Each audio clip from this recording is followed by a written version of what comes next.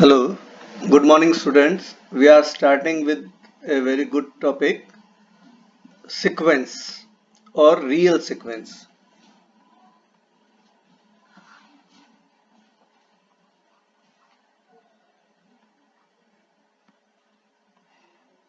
ये एक बहुत ही इम्पोर्टेंट टॉपिक है परीक्षा के हिसाब से भी और याद करने के हिसाब से भी बहुत ही सरल टॉपिक है। सीक्वेंस क्या होता है, हम जानते हैं कि कोई भी एक फंक्शन जिसका डोमेन n हो, a function from n to non-empty set x is known as sequence. कोई भी फंक्शन जिसका डोमेन नेचुरल नंबर हो और ये कोई भी नॉन एम्प्टी सेट हो, नॉन एम्प्टी सेट में इसका फंक्शन डिफाइन किया गया हो, तो हम उसे क्या कहते हैं? सीक्वेंस कहते हैं। और यदि यहाँ पर वो रियल सीक्वेंस बन जाएगा, यदि ये जो f है हमारा natural number two real number हो, ये हम कहाँ से कहाँ डिफाइन करें? Natural number two real number, या ये जो x है, एक तरह से आप यूं कह दीजिए कि ये जो x है वो सबसेट हो R का। यदि ये इस तरह से हो तो हम इसे क्या कहते हैं? रियल सीक्वेंस कहते हैं। हम यहाँ पर जितने भी सीक्वेंस पढ़ने वाले हैं वो सारे के सारे रियल सीक्वेंस है। और ये बार बार हम f नहीं लगाकर, यहाँ नोटेशन हमारे को प्राय x दे रखा है, तो every function from n to x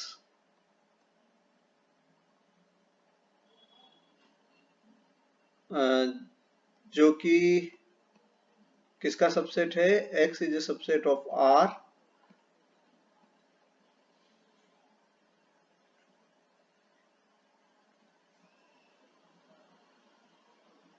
and will be defined as and defined by, कोई भी फंक्शन कैसे डिफाइन होता है हमारा? ये x ब्रैकेट में डोमेन के एलिमेंट्स लिख दीजिए natural number is equals to इस कैपिटल X के नंबर, तो इसको आप ले लीजिए कि माना कि xn है। तो 10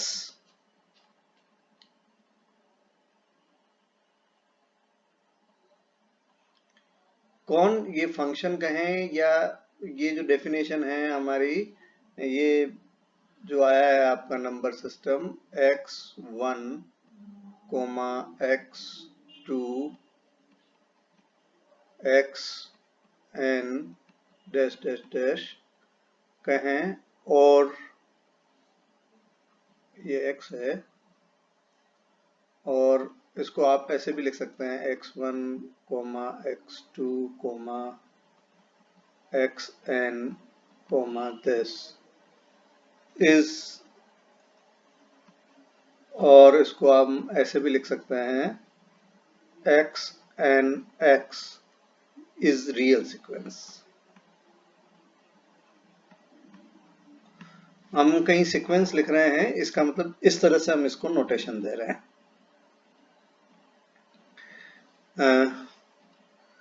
यहां डिफाइन करते हैं कुछ definitions. Range of the sequence, range तो set of all distinct elements of sequence, set of all अलग अलग अवयवों का जो सेट है वो क्या कहलाता है? हमारा रेंज कहलाता है। ऑल डिस्टिंक्ट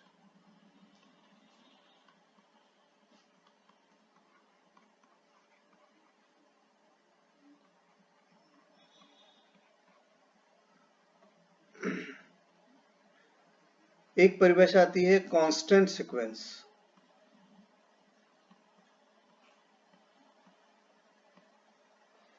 यदि सारे के सारे एलिमेंट्स जो आए हुए हैं यहाँ पर, ये x1 से लगाकर जितने भी एलिमेंट्स हैं, वो सारे के सारे एलिमेंट्स क्या हो? कांस्टेंट टर्म हो, तो हम उसे क्या कहेंगे? कांस्टेंट सीक्वेंस कहेंगे for all n belongs to natural number, सभी नेचुरल नंबर के लिए आइडेंटिटी सीक्वेंस कौन कहलाता है?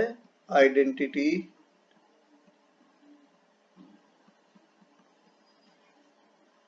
सीक्वेंस यदि परिभाषा इस तरह से डिफाइन की गई हो, x n is equal to n, और ये जो सीक्वेंस बनता है आपका नेचुरल नंबर से बनने वाला सीक्वेंस, ये क्या कहलाता है? आइडेंटिटी सीक्वेंस कहलाता है। Equal sequence,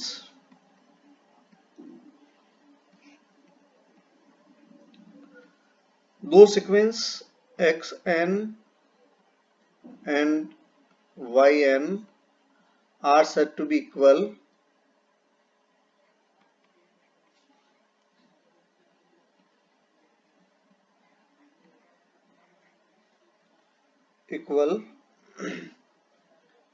if x n is equal to क्या बन जाए हमारा? वाई एन बन जाए for all n belongs to natural number. nth term और इसकी nth टर्म, मतलब इसका मतलब क्या हुआ? हर एक टर्म बराबर हो सीक्वेंस की, तो हम उसे क्या कहते हैं? इक्वल सीक्वेंस कहते हैं। एक परिभाषा यहाँ और आती है, बाउंडेड सीक्वेंस। बहुत इंपॉर्टेंट परिभाषा है, थ्योरम्स में भी काम आएगी। If there exist two numbers, small k और कैपिटल K मान लीजिए, सच दैट, किस तरह से एग्जिस्ट करे कि हम इस तरह से लिख सकें सीक्वेंस के एलिमेंट्स को, तो ये क्या कहलाता है? बाउंडेड सीक्वेंस कहलाता है। For all n belongs to n तो लिखना ही है आपको, क्योंकि हम डोमेन के सभी एलिमेंट के लिए ऐसा होना चाहिए। यदि इस तरह से हो तो हम इसे क्या कहते हैं?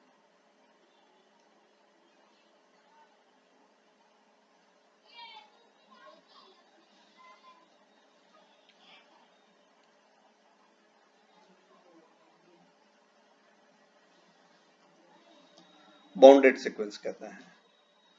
यहाँ जो नीचे वाला एलिमेंट है आपका,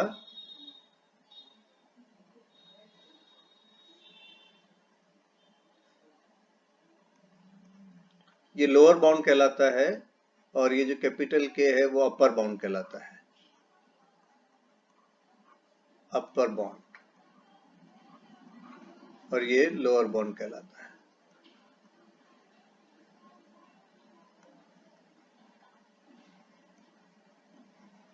इन लोअर बाउंड में जो सबसे बड़ा है greatest, GLB, greatest lower bound, ये K है। ग्रेटेस्ट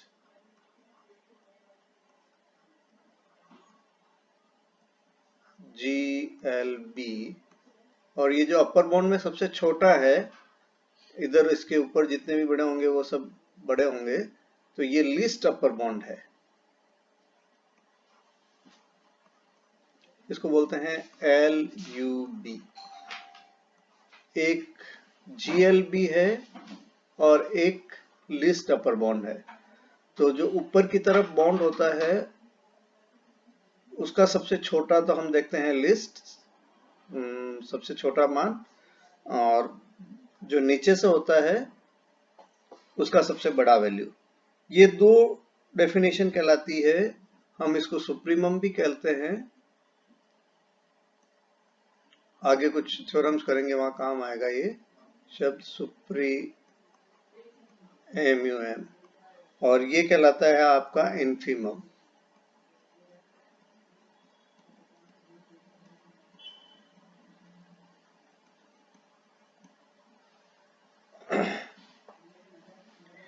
एक परिभाषा और डिफाइन करते हैं, मोनोटोनिक सीक्वेंस।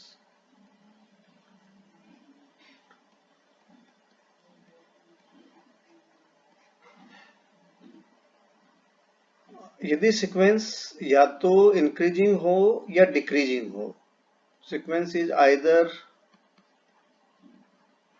इंक्रीजिंग, ऊपर की तरफ बढ़ता हुआ हो, या डिक्रीजिंग हो, तो हम उसे क्या कहते हैं? मोनोटोनिक सीक्वेंस कहते हैं।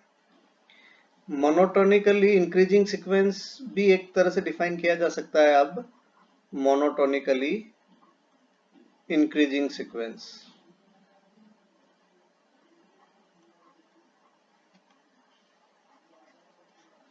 ऐसा सीक्वेंस जो केवल इंक्रीजिंग हो उसको हम मोनोटोनिकली इंक्रीजिंग कहेंगे, और ऐसा सीक्वेंस जो मोनोटोनिकली डिक्रीजिंग हो, केवल डिक्रीजिंग हो,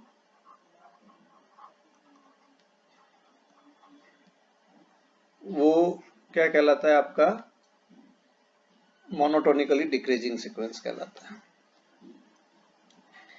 इस तरह से हमने यहाँ सीक्वेंस के बारे में मैं एक बार से वापस से डिफाइन कर देता हूँ। वापस से रिपीट कर लेते हैं कुछ चीजें जो हमने पढ़ी है।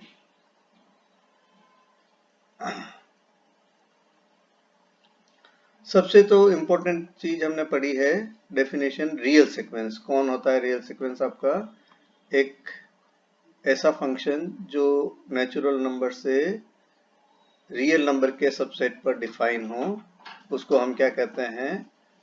रियल सीक्वेंस कहते हैं। और वो किस तरह से डिफाइन होता है? आपका x n is equals to x. इसके जो अलग अलग सेट बनाए, इसके जो एलिमेंट्स होंगे सीक्वेंस के, वो कैसे लिखे जाएंगे? x1 x2 xn, या इनका नोटेशन अपन x1 x2 xn दे दें, या हम इस तरह से हम इसको डिफाइन करेंगे। इसके जितने अलग अलग एलिमेंट होंगे वो एलिमेंट का सेट कहलाएगा इसका रेंज। कांस्टेंट सीक्वेंस यदि वो एक्स एन हर एक टर्म कांस्टेंट हो। आइडेंटिटी सीक्वेंस यदि हर एक टर्म इस तरह से डिफाइन की गई हो, या 1 2 3 n नंबर से जो बन रहा है वो आइडेंटिटी सीक्वेंस कहलाता है।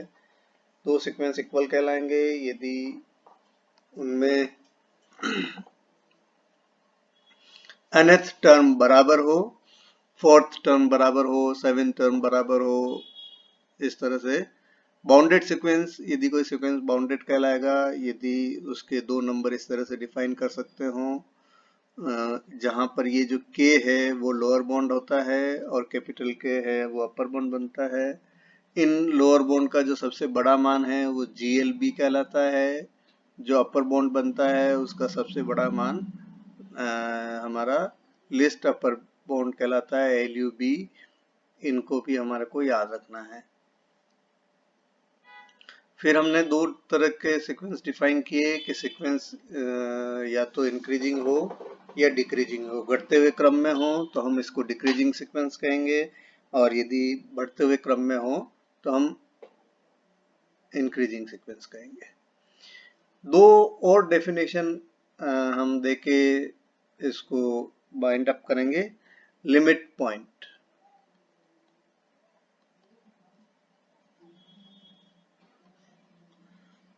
a real number alpha is said to be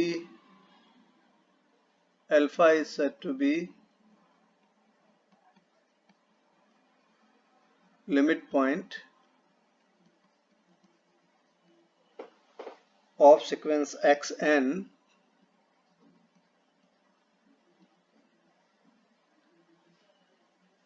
if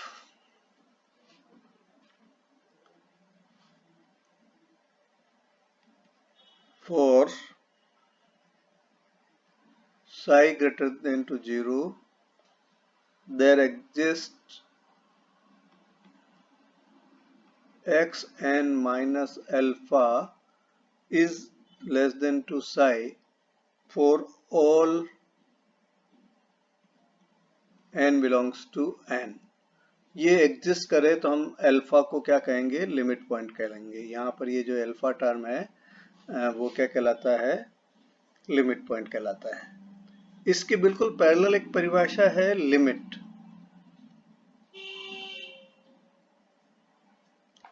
A number L is said to be limit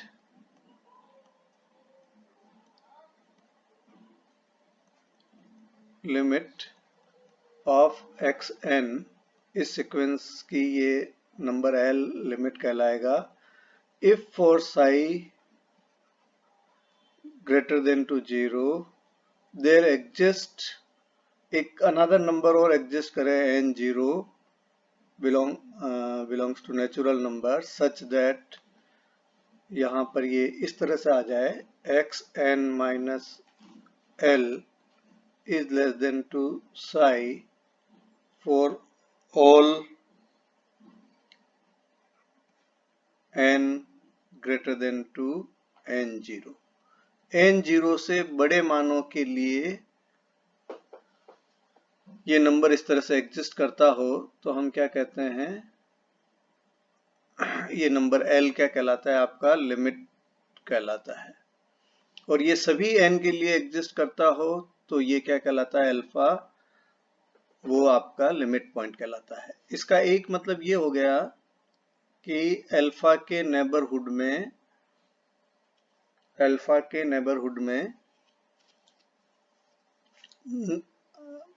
ऐसे infinite number of terms of xn exist in the neighborhood of alpha। इसका मतलब एक तरह से क्या हो गया, infinite number of, लिख लीजिए आप, infinite number of xn exist in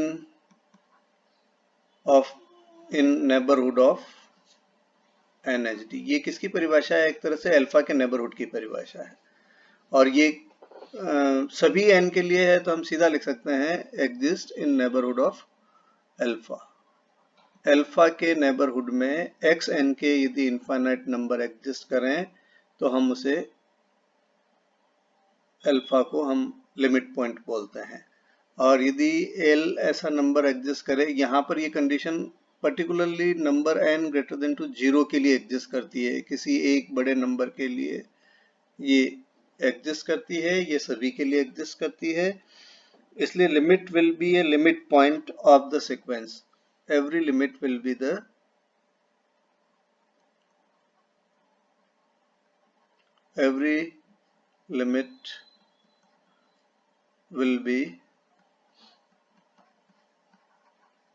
limit point of sequence,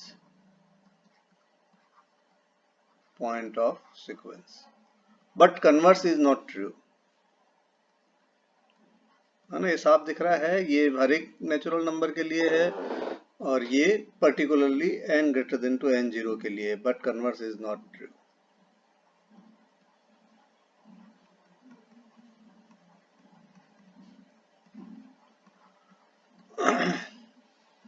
ये हमने सीक्वेंस को डिफाइन किया, उसकी बेसिक टर्म्स को डिफाइन किया। अब हम अगले वीडियो में इसकी कुछ इम्पोर्टेंट डेफिनेशन, प्रॉपर्टीज और इसके कुछ सवाल करेंगे कि हमें करना क्या है इस सीक्वेंस के चैप्टर में, what we want to do.